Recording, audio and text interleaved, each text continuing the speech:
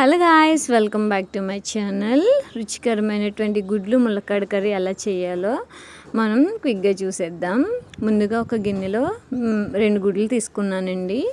మన మెంబర్స్ని బట్టి మనం తీసుకుంటాము. ఇందులో వాటర్ ఆ గుడ్లు ములిగేంత వరకు వేసి సాల్ట్ అనేది వేసుకోవాలండి. తర్వాత ఇవి కావాల్సినటువంటి పదార్థాలు అనమాట: ఉల్లిపాయలు, టమాటోలు, కొత్తిమీర, 2 ములక్కాడలు రేట్లు పెరిగిపోతున్నాయండి బాబు. 2 కలిపి 40 రూపాయలంట. చాలా కాస్ట్లీగా ఉన్నాయి కూరగాయలన్నీ. సో తర్వాత ఇలా క్విక్గా కట్ చేసేసుకున్నాను. ఎప్పుడు కూడా చిన్న చిన్నగా కట్ చేసుకోవాలండి. ఇది ఉల్లిపాయలు తుక్కుంటుంది కదండి, వీటిని నేను మొక్కలకి యూజ్ చేస్తానన్నమాట.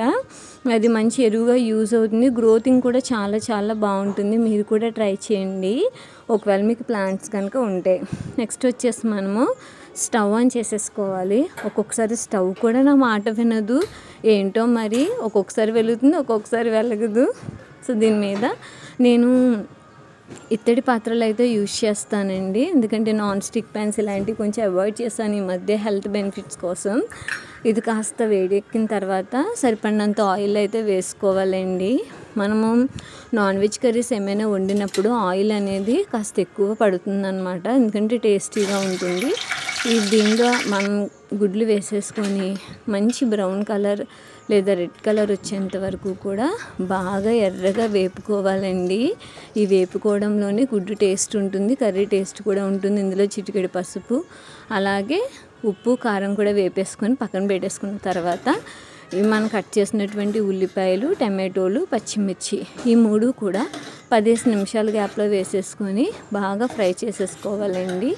ఇవి ఎంత బాగా మగ్గితే కర్రీ అంత టేస్ట్గా ఉంటుంది. మంచి కలర్ వచ్చేసిన తర్వాత మనము చక్కగా వేపేసుకోవాలి. మీలో ఎవరికైనా ఈ రెసిపీ ట్రై చేయాలంటే ట్రై చేసి నాకు కమెంట్ సెక్షన్లో కమెంట్ చేయండి. అసలు ఒక్క కమెంట్ కూడా రావట్లేదు నాకు. సబ్స్క్రైబర్స్ అయితే పెరుగుతున్నారు, నా వంటలు ఎలా వస్తున్నాయో ఎవరు కూడా కమెంట్ చేయట్లేదు. ప్లీజ్ కనీసం ఒక కమెంట్ అయినా ఎవరో ఒకరు చేయండి.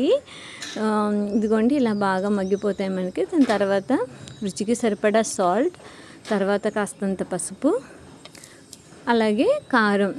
అలాగే చాలామంది ఈ మధ్య ఏం చేస్తున్నారంటే బాగా ఎక్కువ కారాలు వేసేసుకుంటున్నారు.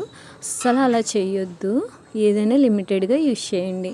తర్వాత ములక్కాడలు కూడా వేసేసుకొని మరొక 10 నిమిషాలు మగ్గనివ్వండి. తర్వాత గుడ్లు చక్కగా వేసేసుకొని కలిపేసుకోవాలండి.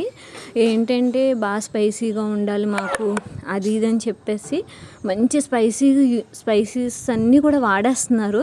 తర్వాత గ్యాస్ట్రిక్ ప్రాబ్లమ్స్ ఇవన్నీ వచ్చేస్తున్నాయి.